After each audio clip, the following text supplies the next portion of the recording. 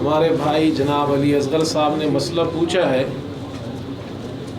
جو وطر کی نماز کل پڑھی گئی تھی اس میں بعض حضرات نے اوپر یا نیچے بھی ہو انہوں نے رکوع نہیں کیا تھا۔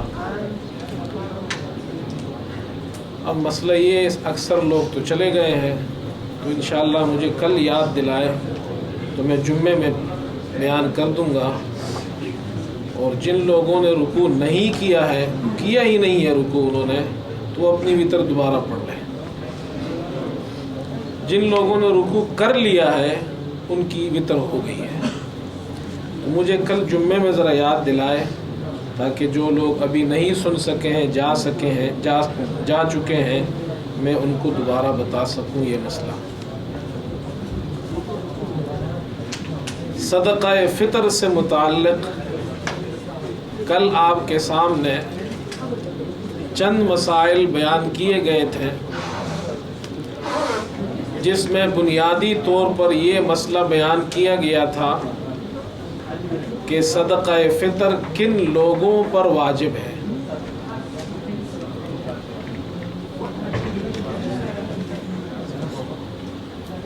اس کے بعد اب آپ یہ سمجھیں کہ صدقہ فطر کب واجب ہوتا ہے، کس وقت صدقہ فطر واجب ہوتا ہے، صدقہ فطر کا وقت کیا ہے۔ صدقہ فطر جس دن عید ہوتی ہے اور رمضان ختم ہو جائے اور عید کی رات ہو اور پھر فجر کا وقت ہو جائے، تو طلوع فجر کے وقت عید کے دن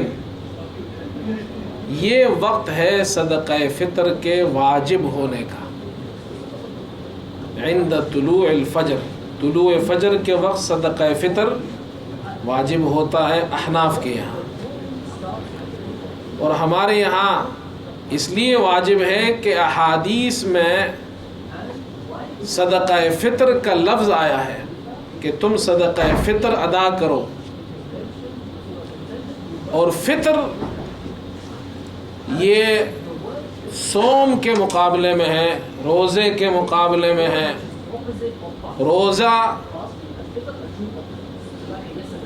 روزے میں کھایا پیا نہیں جاتا ہے، اور فطر کا معنی ہے افطار آپ کرتے ہیں نا، یہ افطار کا معنی ہے جب آپ کھاتے پیتے ہیں۔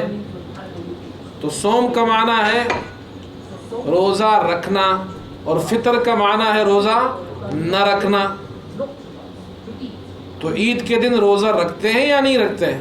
نہیں رکھتے ہیں۔ اور روزہ آپ رکھتے ہیں تو کب سے رکھتے ہیں؟ طلوع فجر سے۔ اور فطر کب ہوتا ہے؟ طلوع فجر سے۔ سمجھ میں آیا؟ تو اس لیے صدقہ فطر کہتے ہیں تو اس کا وقت طلوع فجر ہے۔ جیسے ہی طلوع فجر ہوگا تو صدقہ فطر آپ پر واجب ہو جائے گا۔ ہاں یہ اور بات ہے کہ آپ اپنی صدقہ فطر یہ آپ رمضان میں بھی دے سکتے ہیں، عید سے پہلے بھی دے سکتے ہیں، جیسے ہمارے یہاں لوگ دیتے ہیں صدقہ فطر پہلے دے دیتے ہیں، 1 دن ہو 2 دن ہو، آخری عشرے میں ہو، یہاں دے دیتے ہیں، یا جہاں غریب مسلمان رہتے ہیں وہاں بھیج دیتے ہیں اپنا صدقہ، تو اس سے صدقہ فطر ادا ہو جاتا ہے۔ اگر کسی شخص نے صدقہ فطر ادا نہیں کیا، رمضان بھی گزر گیا، عید الفطر بھی گزر گئی، تب بھی وہ اس پر واجب ہے، اس کو فوراً ادا کرنا چاہیے اسے۔ اگر کسی نے گزشتہ سال کا صدقہ فطر نہیں دیا تو اس پر بھی وہ واجب رہ چکا ہے، اس کو ادا کرنا پڑے گا۔ اگر کئی سالوں کے نہیں دیے ہیں تو وہ بھی دینے پڑیں گے۔ اسی طرح کسی نے رمضان کے روزے رکھے ہوں یا رمضان کے روزے کسی وجہ سے نہیں رکھے ہیں، بیمار ہے، معذور تھا، بیماری میں تھا، بیماری کی وجہ سے وہ روزے نہ رکھ سکا، یا وہ شیخ فانی ہے، اتنا بوڑھا ہو چکا ہے کہ روزہ رکھنے کی طاقت ہی اس میں نہیں ہے، وہ شخص بھی صدقہ فطر دے گا۔ وہ کل میں مسئلہ بتا چکا ہوں کن پر واجب ہے، اس لیے دوبارہ ریپیٹ کرنے کی ضرورت نہیں ہے۔ البتہ علماء نے، فقہاء نے سنت اس کو قرار دیا ہے کہ جب مسلمان عید کے دن صبح عید کی نماز کے لیے عیدگاہ جا رہا ہو تو وہ عید کی نماز سے پہلے صدقہ فطر غریبوں کو دے دیں، اور یہ اس لیے ہے تاکہ وہ غریب لوگوں کے گھر میں بھی صدقہ فطر جائے گا، کچھ اناج غلہ جائے گا، کچھ پیسے جائیں گے، تو ان کی عید بھی خوشی خوشی گزر جائے گی، وہ بھی مسلمانوں کے ساتھ عید کی خوشیوں میں شریک ہو جائیں گے۔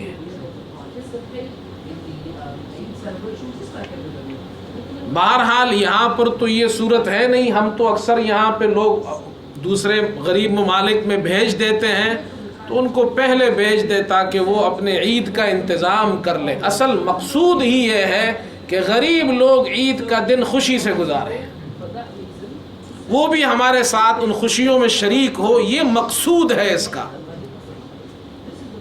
تو اس کے لیے اگر آپ نے پہلے انتظام کر دیا تو اچھی بات ہے، تاکہ ان کے گھروں میں بھی خوشیاں ہوں، ان کے بچے بھی کچھ خوشی خوشی عید گزار دیں۔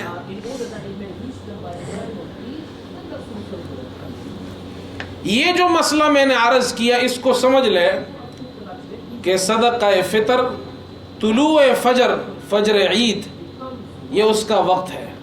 اب جب آپ یہ مسئلہ سمجھ گئے تو اب آگے اس پر آپ جتنے بھی مسائل اس سے متعلق ہوں گے وہ منطبق کرتے جائیں گے۔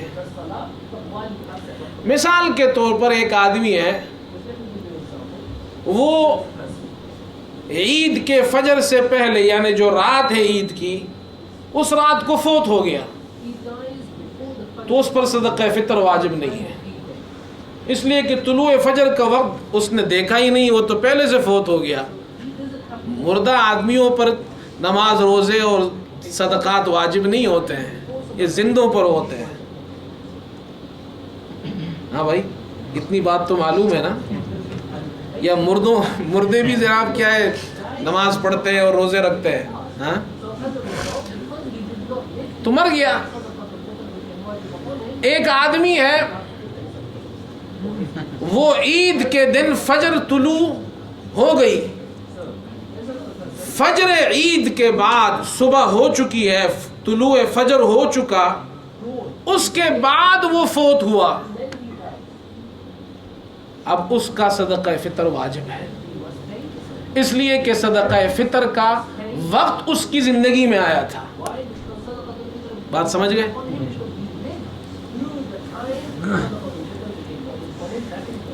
بات سمجھ میں آئی یا نہیں آئی؟ ہاں، تو یہ مسائل سیکھنے چاہیے یا نہیں سیکھنے چاہیے؟ اللہ اکبر۔ تو صدقہ فطر کا وقت کون سا ہے؟ فجر عید۔ تو جو فجر عید سے پہلے فوت ہو گیا اس کا صدقہ فطر نہیں ہے، اور جو فجر عید کے بعد فوت ہوا اس کا،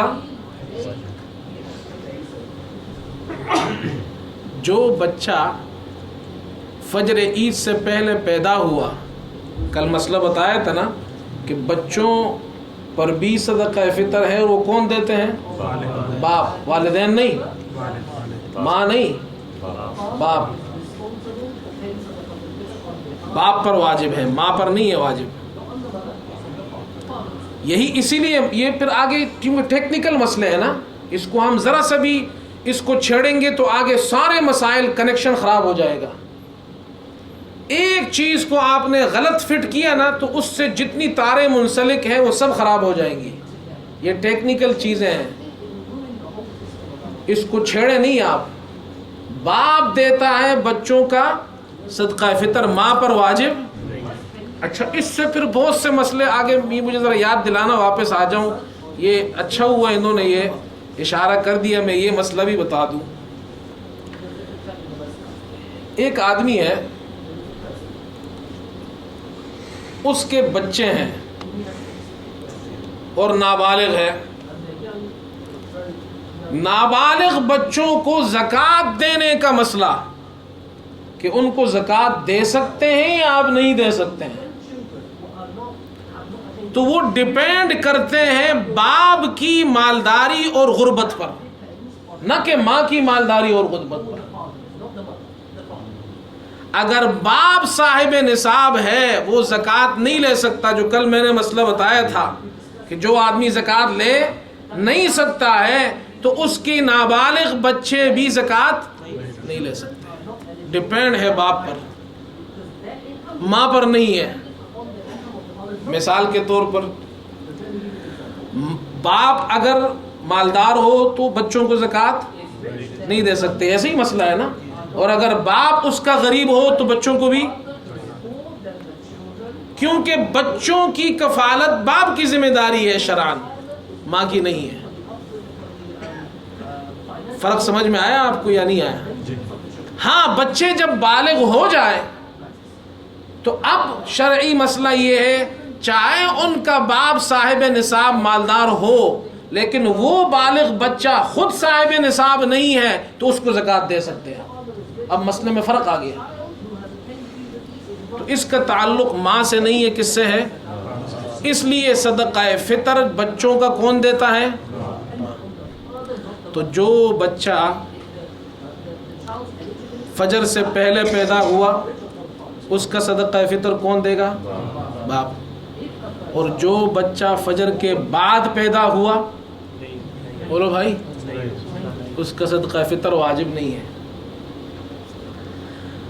اب میں آپ سے ایک مسئلہ پوچھتا ہوں, آپ بھی تھوڑے تھوڑے مفتی بنے نا, اس لیے کہ اتنے مسئلے سنتے ہیں تو کچھ خود بھی حل کیا کریں, اور یہ کرنا چاہیے آپ لوگوں, اصول اگر سیکھ جائیں گے. ایک آدمی ہے غیر مسلم ہے, اس نے دیکھا یار یہ مسلمان بہت زیادہ بڑھ رہے ہیں, نمازیں مسجدیں فل ہو رہی ہیں, باہر ٹکٹیں بھی لگ رہی ہیں آج کل تو. ہاں, یہ کرتے کیا ہے یہ لوگ؟ عید کے دن آیا, اس نے دیکھا کہ عید کی نماز ہو رہی ہے اور لوگ بڑے جناب کیا ہے اچھے کپڑے پہن کر نماز پڑھتے ہیں, مل رہے ہیں, اور وہ ساری, اگر مسلمان وہ ساری عید کی سنتوں کو زندہ کر لے تو لوگوں کو پتہ چلے گا یہ کیسے مسلمان ہیں. انشاءاللہ میں بیان کروں گا عید کی سنتیں کیا ہیں. یہ اگر میں بھول گیا تو مجھے یاد دلانا. یہ مسئلہ بہت ضروری ہے مسلمانوں کو سمجھنا. یہ عید جو ہم مناتے ہیں یا یہ کوئی شرعی چیز ہے یا دنیاوی کوئی سیلیبریشن ہے, یہ بھی سیکھنا چاہیے. عید کسے کہتے ہیں یہ میں انشاءاللہ بیان کروں گا الگ. وہ جو مسلمان, وہ جو غیر مسلم ہے, وہ آیا, اس نے دیکھا یہ لوگ عیدگاہ میں جمع ہیں ہزاروں کی تعداد میں مسلمان, اللہ اکبر اللہ اکبر, لا الہ الا اللہ واللہ اکبر, اللہ اکبر وللہ الحمد. تکبیرات بلند ہو رہی ہیں, لوگ مل رہے ہیں, خطبہ ہو رہا ہے. وہ بڑا متاثر ہوا, اس نے باتیں سنی, اللہ نے اس کو ہدایت دے دی, مسلمان ہو گیا. عید کی نماز کے لیے دیکھنے آیا تھا, عید کی نماز دیکھنے آیا تھا اور مسجد میں مسلمان ہو گیا. اور عید الفطر کی نماز اس نے دیکھی, مسلمان ہو گیا. اور وہ جناب کیا ہے صاحب نصاب ہے. اب بتائے وہ صدقہ فطر دے گا یا نہیں دے گا؟ بولو بھائی. تو مفتی بن گئے آپ تو مفتی بن گئے, دیکھیں منٹ میں مفتی بن گئے. اب دوسرا مسئلہ پوچھتا ہوں, یہی آدمی اگر عشاء میں صبح عید سے پہلے رات کو اس نے عشاء کی نماز پڑھی, اعلان ہوا, چاند دیکھ گیا, لوگ مل رہے ہیں, بڑا متاثر ہوا, رات کو مسلمان ہوا عشاء میں, اب وہ صدقہ فطر دے گا یا نہیں دے گا؟ یار آپ تو واقعی مفتی بن گئے. دیکھو مسئلہ بھی بتانے لگ گئے آپ تو. مسئلہ اس کا مطلب ہے سمجھ میں آ گیا آپ. یہی مسئلہ بتائے آگے سارے نہ شروع کریں ورنہ تو پھر ہماری چھٹی ہو جائے گی. یہ مسئلہ آپ سمجھ گئے. یہ صدقہ فطر کب واجب ہوتا ہے. اب دو مسئلے آپ کے سامنے کل سے بیان ہو گئے. ایک مسئلہ یہ بیان ہوا کہ صدقہ فطر کن لوگوں پر واجب ہے. دوسرا مسئلہ یہ بیان ہوا کہ صدقہ فطر کب واجب ہوتا ہے. یہ اور باتیں آپ دے سکتے ہیں پہلے. تیسری بات, صدقہ فطر کیسے آپ ادا کریں گے, اس کے دو طریقے ہیں. ایک طریقہ یہ ہے کہ آپ اناج کی صورت میں صدقہ فطر دے دیں. اناج کی صورت میں اگر آپ صدقہ فطر دیتے ہیں تو احناف کے یہاں اگر آپ گندم میں, گیہوں میں, ویٹ کہتے ہیں نا اس کو, اگر وہ دیتے ہیں آپ یا اس کا آٹا دیتے ہیں آپ تو پھر 2.25 سیر اور احتیاطاً 2 سیر. آج کل چونکہ یہ سیر وغیرہ ہے نہیں تو آپ 2 کلو اس کو سمجھ لیں, اور اس سے کچھ زیادہ ہی دیں تو اچھا ہے. زیادہ دینے میں قباحت نہیں ہے, یہ تو منیمم اماؤنٹ ہے. سمجھ گئے؟ یہ کیا ہے, گندم یا گندم کا آٹا. اور اگر آپ جو دیتے ہیں بارلی یا اس کا آٹا دیتے ہیں تو پھر اس کا ڈبل, پھر اس سے 2 چند ہونا چاہیے. اور اگر آپ کھجور دیتے ہیں تو وہ بھی گندم کے حساب سے 2 چند اور ڈبل ہونا چاہیے, یعنی 4 کلو. تو گندم کے اندر کتنے کلو ہو گئے, اور جو میں اور کھجور میں 4. اب حدیث سنیے. حضرت ابن عباس رضی اللہ عنہما فرماتے ہیں, ابو داود میں یہ روایت ہے, نسائی میں بھی ہے. حضرت ابن عباس رضی اللہ عنہما فرماتے ہیں, اخرجوا صدقۃ صومکم, تم اپنے روزوں کا صدقہ یعنی صدقہ فطر نکالو. فرض رسول اللہ صلی اللہ علیہ وسلم ہذه صدقہ, حضور صلی اللہ علیہ وسلم نے یہ صدقہ تم پر مقرر فرمایا تھا.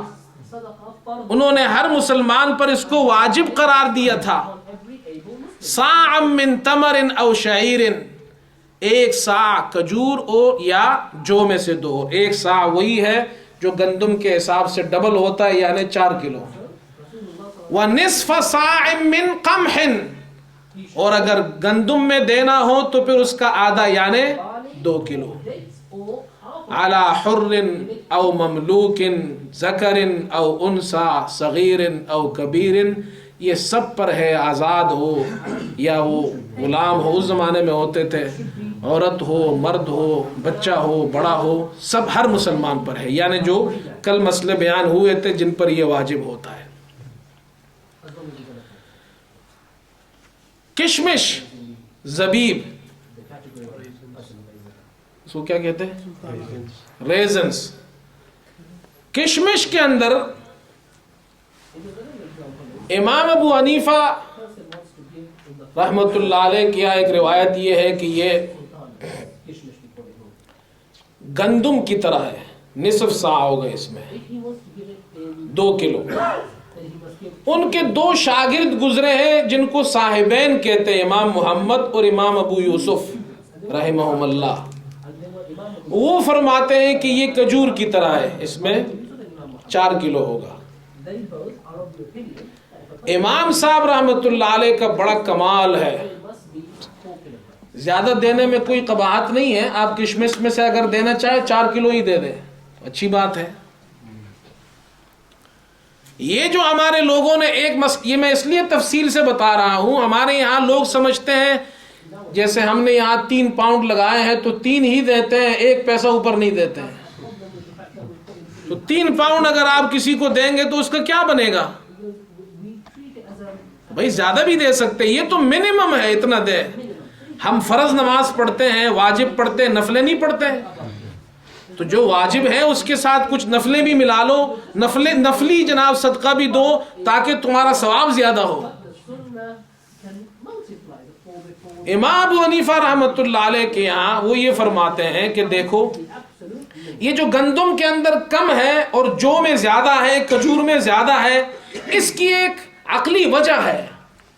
اس لیے کہ اسلام ایسا مذہب ہے جس کو سمجھنا، اگر انسان واقعی اس کے پاس صحیح عقل ہے تو وہ اسلام کو اچھی طرح سمجھ سکتا ہے. اور وہ یہ فرماتے ہیں، اور عجیب بات انہوں نے کی ہے، وہ فرماتے دیکھو یہ جو گندم ہے نا، گندم اس کو پورا پورا استعمال کیا جاتا ہے، اس میں کوئی کچرا نہیں ہوتا. کتنی لوجیکل بات ہے، کوئی گٹھلی نہیں ہوتی اس میں. اور جو ہوتا ہے بارلی اس کے اندر بھوسا ہوتا ہے، کھجور کے اندر گٹھلی ہوتی ہے. اب یہ چیزیں اس میں سے آپ نے نکال دیا تو آدھا تو نکل گیا، پیچھے رہ کیا گیا؟ کھاتا تو نہیں انسان، وہ گندم تو پورا پورا کھاتا ہے. اس لیے گندم میں اگر 2 کلو ہے تو اس کے مقابلے میں جو 4 ہوں گے تو بھوسا نکلے گا تو کچھ بچے گا نا. اگر 2 کلو ہی دو گے تو آدھا کلو تو بھوسا نکل جائے گا اس میں. کمال نہیں کیا انہوں نے. امام صاحب کو اللہ نے اتنی بڑی ذات. لوگ اس لیے میں ہمیشہ چیلنج کرتا ہوں ان لوگوں کو جو امام صاحب کی فقہ کو نہیں مانتے ہیں، میں ان سے کہتا ہوں امام صاحب کی فقہ کو تم سمجھتے ہی نہیں ہو. امام صاحب نے قرآن حدیث کو جتنا سمجھا ہے آج تک کوئی اتنا نہیں سمجھ سکا ہے. وہ عقل، وہ اندر گہرائی میں اترتے ہیں، وہ سمجھتے ہیں کہ یہ فرق کیوں کیا ہے رسول اللہ صلی اللہ علیہ وسلم نے، کہ گندم کو تو کم رکھا ہے اور جو کو زیادہ رکھا ہے. آپ سے کوئی پوچھے آپ یقین سے بتا سکتے ہیں؟ کمال کیا انہوں نے. وہ کہتے ہیں گندم میں کوئی گٹھلی نہیں ہے. کمال نہیں کیا انہوں نے. اللہ اکبر. اس لیے وہ کہتے ہیں کشمش بھی ایسی چیز ہے کہ کشمش کو جناب اس میں کوئی گٹھلی نہیں ہے، بھوسا نہیں ہے، اس لیے وہ بھی جناب کیا ہے، گندم کی طرح ہے. البتہ صاحبین یہ کہتے ہیں کہ کشمش جو ہے یہ ایک پھل کی طرح کھایا جاتا ہے جیسے کھجور ہے. دیکھیں ہم جب کھانا کھاتے ہیں، روٹی بھی کھاتے ہیں، چاول بھی کھاتے ہیں، اس کے بعد پھل فروٹ کھاتے ہیں، تو پھل فروٹ کو کوئی کھانا نہیں کہتا، وہ تفقع ہوتا ہے. پھل فروٹ آخر میں لاتے ہیں نا، اس سے پہلے کھانا کھاتے ہیں. تو یہ جو ہے کشمش اور کھجور، وہ یہ کہتے ہیں یہ پھل کے طور پر کھائے جاتے ہیں، لہذا کشمش کھجور کی طرح ہے. لیکن اگر عقلاً دیکھا جائے تو امام صاحب کا بہت بڑا کمال ہے. بہرحال اگر کشمش سے کوئی دینا چاہے تو بہتر یہ صاحبین کے مسلک کے مطابق 4 کلو دے، گندم سے ڈبل دے. یہ میں نے تفصیل سے اس لیے بیان کیا ہے، ہمارے یہاں لوگ یہ سمجھتے ہیں مسجد میں اعلان ہو گیا 3 پاؤنڈ تو ہم دے رہے ہیں. 3 پاؤنڈ کیوں دے رہے ہیں؟ ان بیچاروں، کسی مسلمان سے جو یہاں سے جائے ان سے پوچھو کہ جی مسجد میں 3 پاؤنڈ ہے، کسی میں 5 پاؤنڈ ہے، یہ آپ 3 پاؤنڈ یا 5 پاؤنڈ کیوں دیتے ہیں؟ اس کے پیچھے کیا سٹوری ہے تو اس کو نہیں معلوم. تو یہ آپ کو معلوم ہونا چاہیے، آپ خود مارکیٹ سے معلوم کریں. اب زمانہ گزر گیا، باپ دادا کے زمانے سے ہم جناب وہی ہے 2 سیر گندم کے حساب سے صدقہ فطر دے رہے ہیں غریبوں کو. اس مہنگائی کے زمانے میں 2 سیر گندم کے حساب سے غریب کو کیا ملے گا؟ اس لیے اللہ نے اگر آپ کو توفیق دی ہے تو کھجور کے حساب سے بھی دو کبھی کبھی صدقہ فطر. کھجور کتنے کا کلو ہے؟ ہاں بھائی 1 کلو کا پیکٹ کتنے کا ہے؟ 7-8 پاؤنڈ کا ہے، اور 4 کلو ہو تو 25-30 پاؤنڈ تو ہوں گے نا. 30 پاؤنڈ اگر جناب ایک آدمی دے اور گھر میں جناب 5 آدمی ہو تو کتنے ہو گئے؟ 3 پنجے 150 پاؤنڈ کسی غریب کے گھر جائے گا تو پھر پتہ چلے گا ہاں واقعی یہ بھی خوشیاں منا رہے ہیں. ہمارے بچے تو 100 پاؤنڈ کے جناب کیا ہے وہ شوز خریدیں اور غریب کے گھر میں ہم 3 پاؤنڈ بھیجیں. ہائے ہائے. ہاں یہ رسول اللہ صلی اللہ علیہ وسلم نے تو یہ دین ہمیں نہیں سکھایا، انہوں نے تو منیمم بتایا. اب ہر آدمی ہے، جو آدمی بیچارہ جیسے کل مسئلہ بیان کیا تھا زکوٰۃ لے نہیں سکتا ہے اس لیے کہ اس کے پاس ویلیوبل غیر ضروری چیز موجود ہے، وہ صدقہ فطر دے گا. لیکن معاشرے میں وہ آدمی غریب ہے، وہ اگر 3 پاؤنڈ دیتا ہے تو بات سمجھ میں آتی ہے. لیکن جس آدمی کو اللہ نے بنگلہ دیا ہے، جس کے پاس گاڑیاں ہیں، جس کے پاس جناب کاروبار ہے، بزنس ہے، روزانہ اتنے کماتا ہے، وہ بھی 3 پاؤنڈ دے رہا ہے، اور وہ جو بیچارہ غریب آدمی ہے لیکن صدقہ فطر اس پہ واجب ہے، دونوں 3 پاؤنڈ دے تو فرق کیا ہے دونوں میں؟ اللہ نے اگر آپ کو دیا ہے، آپ کھجور کی زکات صدقہ فطر دے، 4 کلو کھجور کے، کشمش کے دے دے تو پھر 4 کلو کشمش تو اور مہنگی ہوگی. ہاں، اور یہ 4 کلو سے زیادہ بھی دے سکتے ہیں آپ، یہ بھی نہیں ہے. تو یہ ارادہ کرو بھائی. اب مسئلہ سمجھ میں آیا؟ اب جانا نہیں یہاں سے، ایسا نہ ہو مولوی صاحب تو پسا رہے ہیں ہمیں. لیکن یقین سے آپ بتائیں غریب آدمی کے خوشی کا حق ہے یا نہیں ہے؟ وہ بھی تو اچھے کپڑے خرید لے. اچھا، یہ تو ہے گندم کے حساب سے. قاضی ابو یوسف رحمۃ اللہ علیہ جو امام صاحب کے شاگرد ہیں، وہ یہ فرماتے ہیں کہ یہ صدقہ فطر گندم، یہ اناج سے بھی آپ دے سکتے ہیں، لیکن اگر اناج کے بجائے آپ پیسوں سے صدقہ فطر دیں تو وہ زیادہ بہتر ہے، اس لیے کہ غریب کا فائدہ اس میں ہے. آپ نے غریب کے گھر میں جناب 4 کلو کھجور بیچ دیے، یہ میرا صدقہ فطر ہے. دوسرا آدمی آیا، اس نے جناب کیا ہے 4 کلو کھجور بیچ دیے، اور پتہ چلا اس کے گھر میں تو 50 کلو کھجور جمع ہو گئی ہے، تو کیا کرے گا کھجور سے؟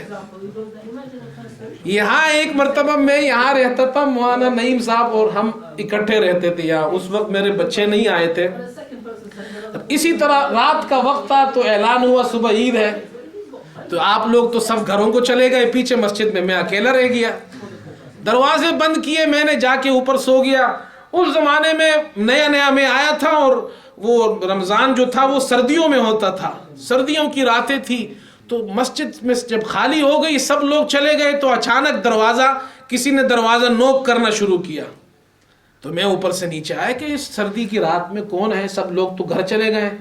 دیکھا جی ایک مسلمان بھائی باہر کھڑے ہیں اور کافی سارے آٹے کی تیلیاں لے کر کھڑے ہیں. میں نے کہا جی فرمائیے. کہتے صدقہ فطر لایا ہوں میں. تو میں نے کہا جی میں تو صدقہ فطر نہیں لیتا، نہ میں لے سکتا ہوں، نہ میں اس کا مستحق ہوں. کہتے نہیں آپ نہ لیں، کسی کو دے دے. میں نے کہا جہاں تک میرا خیال ہے آکسفورڈ میں بھی کوئی مستحق نہیں ہے. تو کہتا ہے کہ جی صدقہ فطر تو دینا پڑے گا، اس لیے کہ رسول اللہ صلی اللہ علیہ وسلم تو صدقہ فطر دیتے تھے، اور انہوں نے کہا ہے. مسئلہ تو اس کو معلوم تھا، آٹا بھی لایا تھا.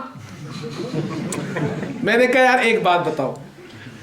تھا بڑا سمجھدار آدمی، کوئی اسٹوڈنٹ تھا، شاید عرب تھا عرب، لیکن کہیں پڑھتا تھا کسی یونیورسٹی میں. میں نے کہا اس آکسفورڈ میں کم از کم میرا خیال ہے، آج سے 10-11 سال پرانی بات ہے، کہ کم از کم 7-8 ہزار مسلمان تو ہوں گے. اب اندازہ لگاؤ، اگر ہر مسلمان 2 سیر آٹا لے کر مسجد میں آ جائے اور 8,000 مسلمان ہو تو کتنے سیر آٹا ہوگا؟ 16,000 کلو آٹا ہوگا. آپ مجھے بتاؤ، اس کے لیے تو مجھے ایک بہت بڑا جہاز کرائے پہ لینا پڑے گا اس کو غریب ملک میں بھیجنے کے لیے. تو اس نے یہ بات سنی تو مجھے کہتا ہے کلام و کا منطقی، آپ کی بات میں لوجک ہے، تو اب کیا کریں؟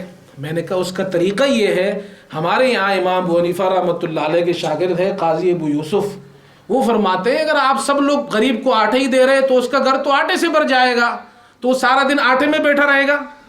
اس کو تو پیسے چاہیے، کپڑا خریدے، جوتا خریدے، بچوں کے لیے کپڑے لائے، کچھ عید منائے، کچھ پیسے پہ کھانے میں استعمال کرے. ضروری تو نہیں ہے کہ گھر میں آٹے ہی جا رہا ہے. اس نے کہا جی آپ کی بات سمجھ میں آ گئی. تو کہنے لگا اچھا ایسا کرے، یہ جو آٹا ہے نا یہ آپ ویسے ہی رکھ لیں بغیر صدقہ فطر کے. یہ آپ ایسا کریں ویسے ہی رکھ لیں، اور یہ کتنی رقم ہماری فیملی کی بنتی ہے یہ مسجد کے ڈبے میں ڈال دے صدقہ فطر میں. بات سمجھ میں آئی؟ تو مسئلہ سمجھ میں آ گیا آپ کو یا نہیں آیا سمجھ میں؟ یہ مسئلہ سمجھ لو. بعض لوگ اتنے سادے ہیں، وہ کہتے نہیں حضور صلی اللہ علیہ وسلم نے جناب کیا ہے وہ کہا گندم دو، جو دو، کھجور دو، تو بس یہی دو. ارے بھائی حضور صلی اللہ علیہ وسلم نے کیوں کہا ہے کسی غریب کی مدد ہو؟ اس زمانے میں غربت تھی، لوگوں کو عید کے دن ہماری طرح ان چیزوں کے شوق نہیں تھے، زیادہ سے زیادہ غریب آدمی کے پیٹ میں کھانا چلا جاتا، اس کے بچوں کے پیٹ میں کھانا چلا جاتا تو بچے خوش ہو جاتے ہیں۔ آج کل غریبوں کے بچے بھی کھانے پینے سے زیادہ خوش ہوتے ہیں اس پر کہ ان کو جناب کھانا بھی ملے، ان کو کپڑے بھی ملے، وہ دوسرے بچوں کے ساتھ خوشیاں منائیں۔ تو اس لیے اتنا سادہ بھی نہیں ہونا چاہیے آدمی کو۔ ہمارے ایک استاد تھے، ہے بلکہ ابھی بھی، تو وہ فرماتے تھے جب کوئی آدمی بہت زیادہ سادہ ہوتا تھا تو وہ اس کو کہتے تھے جنت سے آگے نہیں جاؤ، 2 قدم پیچھے آ جاؤ۔ اتنا بھی زیادہ سادہ نہیں ہونا چاہیے کہ جنت سے ہی آگے نکل گئے آپ۔ تو صدقہ فطر سے متعلق یہ مسئلے بیان کر دیے کہ آپ اناج کی صورت میں بھی دے سکتے ہیں اور پیسوں کی صورت میں بھی دے سکتے ہیں۔ کسی دوسرے ملک میں غریب لوگ مستحق ہو جیسے یہاں ہے تو وہاں بیچنا بھی جائز ہے۔ اور صدقہ فطر کے مستحقین وہی لوگ ہیں جو زکوٰۃ کے مستحقین ہیں۔ یہ چند باتیں تھی جو میں نے بیان کر دی ہے۔ اگر آپ کو کوئی مسئلہ پوچھنا ہو تو یہاں مسجد میں پوچھ سکتے ہیں، مولانا احمد صاحب ہوتے ہیں، مولانا نعیم صاحب ہوتے ہیں، میں بھی ہوتا ہوں، آج کل تو میں کم آتا ہوں۔ بہرحال آپ مسئلہ معلوم۔ نابالغ بچوں کا باپ نہ ہو تو نابالغ بچہ اگر اس کو مثال کے طور پر نابالغ بچہ ہے اور اس کے پاس مال ہے، مثال باپ مر گیا، میراث اس کو پیچھے مل گیا، تو پھر اتنا ہے کہ وہ نصاب تک پہنچ جاتا ہے تو پھر اس مال میں سے دیا جائے گا۔ صدقہ فطر، زکوٰۃ نہیں دی جائے گی، اس میں سے صدقہ فطر دیا جائے گا۔ اللہم انا نسألک الہدی والتقی والعفاف والغنی، نسألک من خیر ما سألک منہ نبیک محمد صلی اللہ علیہ وسلم، ونعوذ بک من شر ما استعاذک منہ نبیک محمد صلی اللہ علیہ وسلم، وانت المستعان وعلیک البلاغ ولا حول ولا قوة الا باللہ العلی العظیم، صلی اللہ تعالی۔